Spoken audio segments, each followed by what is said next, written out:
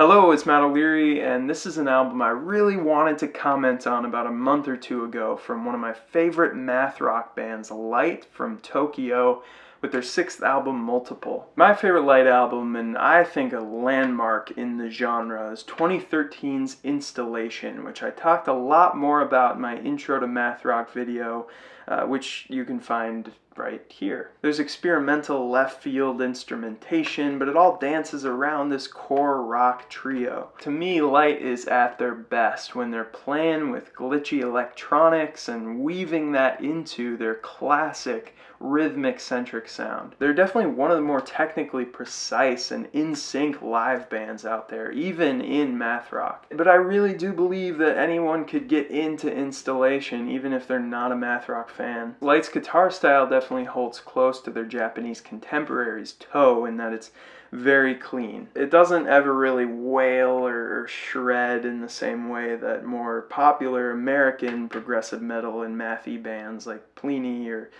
Polyphia do. And they even tossed in some vocals like on the incredible track Warp, which is definitely one of their best. It just frolics to and fro with not a care in the world. So I was really looking forward to a good blend of the jauntiness and the friskiness of Cubic with the intense textures and lovely melodies of Installation. This new album, Multiple, features the same very minimalist visual aesthetic as Cubic, and they come out just firing with what sound like advanced guitar lesson exercises. The opener Double's best section is in the middle when they glide into that less frenetic, almost bluesy section. Tracks like Double and Deep Layer and Zone 3 don't really include many electronics at all. There are some altered guitar parts and some auxiliary percussion, but they're really stripping it down to basics, which very much just draws the ear to the compositional elements. Unfortunately, it's these just guitar, bass, and drum tracks that are the most forgettable and underwhelming to me. Rather than crafting these exquisite, sophisticated melodies, the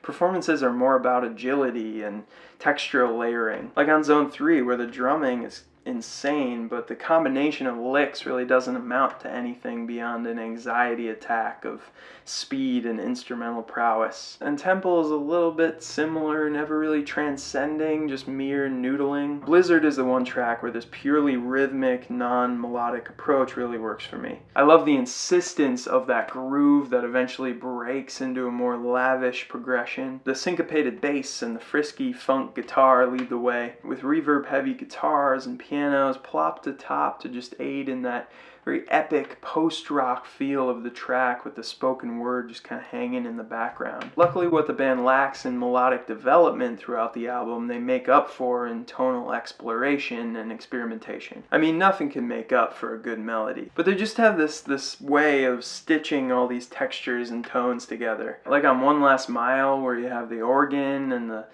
heavy distortion for a time, and those harmonic muted bell tones, and then that buzzing Jimi Hendrix addition at the end, or on 4MG Warmth, which clicks and clacks its way along with all sorts of pianos and synths and ambient sounds. The closer Clockwork offers more erratic rhythms and resonant guitars. And they also throw a big curveball at us with the hip-hop track Ring, which, like that Elephant Gym album from earlier in the year, it's really these more unique and out-of-left-field moments that are the most significant and interesting to me. The band definitely has this playful chemistry that is really undeniable, but this wasn't the cohesive and memorable album that I really was hoping for. It is definitely challenging, it's definitely vivid, but not nearly as adventurous, not nearly as hooky as their past stuff, so 6.5, 7 for me. Hopefully you're gonna jump on this thing, you're gonna get into some of the other